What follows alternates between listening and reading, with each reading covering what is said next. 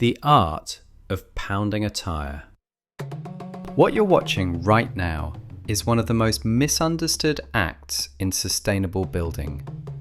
A tyre, some earth, a hammer, a lever, a shovel, and a stone. It looks primitive, almost absurd, and yet what's being created here is something that engineers have spent millions of dollars trying to replicate, and failed. This single tyre, once it's filled and pounded solid, becomes a building block that will last over 1,000 years. It will store heat like a battery.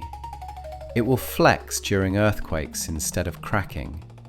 It will never rot, never burn, never need replacing. And it costs almost nothing. Let's start with the obvious question, the one everyone asks. Why tyres? Of all the materials in the world, why would anyone choose to build their home from something we associate with trash, with pollution, with burning rubber? It's a fair question, and the answer is almost too elegant to believe. Michael Reynolds, the architect who pioneered Earthship design, was once asked what he would create if given $30 million to invent the perfect building brick. His answer was simple: I would invent the tyre. Not because he couldn't imagine anything better, but because after 40 years of building and testing, nothing has come close to matching what a discarded tyre achieves when you fill it with earth. Now, let me share something about technique. The traditional image of tyre pounding involves massive sledgehammers, exhausting labour, brute force. And yes, you can do it that way. Many have. But there's a smarter path. What you're seeing here is how a simple lever, combined with a stone and a lighter hammer, transforms this work from brutal to manageable. The physics are elegant. The stone becomes your fulcrum. The lever lifts the tyre rim, pulling it open, stretching those steel belts apart. And now, here's the key. Your hammer isn't fighting against the resistance of the rubber and steel anymore. The lever is doing that work for you. So a 2-kilogram hammer suddenly does what a heavy sledge used to do. But there's a second gift in this technique. When you release the lever, the tyre wants to return to its shape. It pulls back. And as it does, it adds its own compression to the earth you've just pounded. The tyre itself becomes part of the compaction process. The result? A rock-solid tyre, packed just as tight, if not tighter, than the old sledgehammer method, with a fraction of the effort. This isn't about suffering through construction. This is about working with the materials, not against them. This isn't about suffering. This is about smart work, sustainable work, work you can do day after day without destroying your body.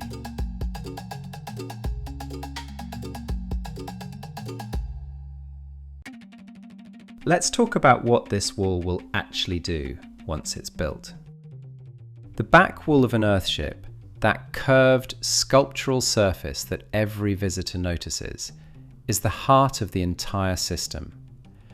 Behind the plaster, behind the beautiful finish, lies this: hundreds of tyres packed solid with earth. And that wall becomes a thermal battery. During sunny winter days, light streams through the south-facing windows and strikes this wall. The dark surface absorbs that energy, warming to 25 or 30 degrees Celsius. But the heat doesn't stop at the surface. Through conduction, it moves deeper into the wall, 30 centimeters, 45 centimeters, creating a thermal gradient. Hot at the surface, cooler deeper in. At night, this gradient reverses. The surface begins releasing heat into the room, while drawing replacement energy from deep within the wall. The wall becomes a gentle radiator, maintaining comfortable temperatures long after the sun has set. And here's the beautiful part. Peak solar gain happens around 2 in the afternoon, but peak heat release from the wall happens around 8 or 10 at night, exactly when you want warmth for the evening. It's perfectly timed for human comfort. Not through technology, not through thermostats and furnaces, but through physics, through mass, through the patient, slow release of stored sunlight. I know what some of you are thinking, the concerns, the fears. Don't tyres release toxic chemicals? Won't they catch fire? What about contamination? These questions deserve honest answers, so let's address them directly. Off-gassing. Yes, new tyres release volatile compounds. That smell when you walk into a tyre shop, that's off-gassing. But Earthships use old tyres, tyres that have already spent years on the road, baking in sun, exposed to weather, releasing whatever they were going to release. More importantly, off-gassing requires specific conditions: high heat, oxygen, and UV exposure. When you pack a tyre with 300 pounds of earth and seal it behind plaster, you've eliminated every single condition necessary for off-gassing to occur. Think of it this way. A tyre in your wall is like a vampire sealed in a coffin, completely cut off from everything it needs to cause problems. Meanwhile, that new carpet in a conventional house, it's actively releasing formaldehyde and benzene into your breathing air. That fresh paint, still off-gassing months later. Those spray foam insulations that everyone installs without question, they've made homes uninhabitable. After 40 years of Earthship living, including children, elderly residents, people with chemical sensitivities, there's not a single documented case of health problems from tyre walls. Not one.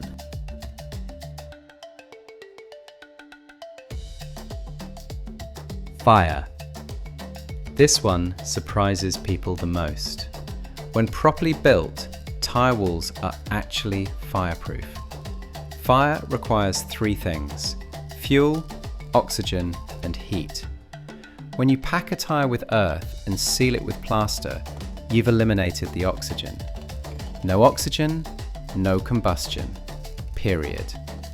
The earth acts as a massive heat sink, absorbing and dispersing any heat before combustion temperatures can ever be reached.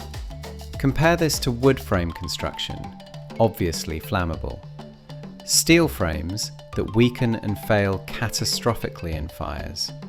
Concrete that explodes and crumbles when heated rapidly. Spray foam insulation that burns and releases hydrogen cyanide.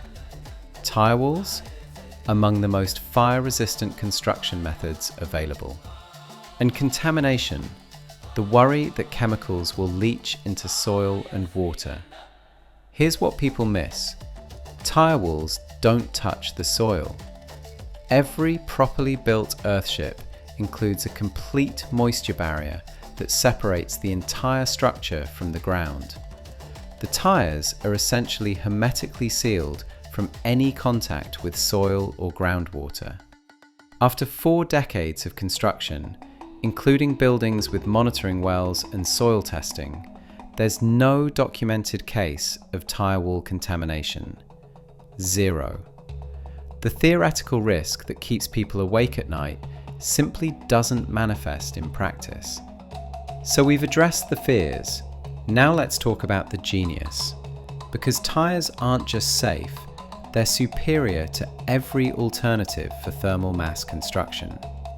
Consider the thermal properties. Stone, the material most people imagine for thermal mass, transfers heat too quickly. A stone house heats up rapidly during the day and cools just as fast at night. Massive temperature swings that require constant heating or cooling. Concrete has similar problems, Plus, it creates enormous thermal bridges that short-circuit your entire thermal envelope. Earth alone, whether in bags or blocks or cob, can work thermally, but creates enormous construction challenges. You need exactly the right soil composition, specific moisture content, controlled drying conditions, substantial foundations to prevent settling. But tyres filled with earth? They hit the thermal sweet spot. The rubber provides just enough insulation to slow heat transfer to the optimal rate. The earth provides massive storage capacity. The combination creates walls that absorb heat during the day and release it slowly over 12 to 24 hours, exactly matching human comfort cycles. And the thickness is perfect. Not by design, by accident. A tyre wall ends up being about 60 centimetres thick. This happens to be the ideal depth for thermal mass in most climates. Thinner walls don't store enough energy. Thicker walls store energy so deep it never gets released back into the living space. Tyres naturally create this optimal thickness. It's engineering perfection achieved by accident. The structural advantages are equally remarkable. Each tyre becomes a self-contained building unit. The steel belts provide tensile strength. The earth provides compressive strength. The rubber contains it all under pressure. This means tyre walls need no foundation. None. While conventional buildings require expensive concrete footings extending below frost lines, tyre walls can sit directly on prepared grade. The tremendous weight and distributed load creates stability through mass rather than deep anchoring. Earthquake resistance? Tyre walls flex as a unit. The rubber provides just enough give to absorb seismic energy without structural damage. Traditional buildings fight earthquakes and lose. Tyre walls dance with them and survive. People often ask about labour. They say tyre pounding is too intensive, too physical, too demanding. And yes, it requires effort. Every form of thermal mass construction requires effort. But let's get some perspective. A few months of tyre pounding creates walls that will keep you comfortable for the rest of your life. No heating fuel, no cooling energy, no utility bills. Ever. Compare that to working full-time for 40 years to pay those same bills. Which is really more labour-intensive? And unlike every other construction method, tyre pounding requires one skill: the ability to swing a hammer. You don't need special soil. Anything that compacts reasonably well works fine. You don't need perfect weather. You don't need precise measurements or years of training. Each tyre is self-forming and self-aligning.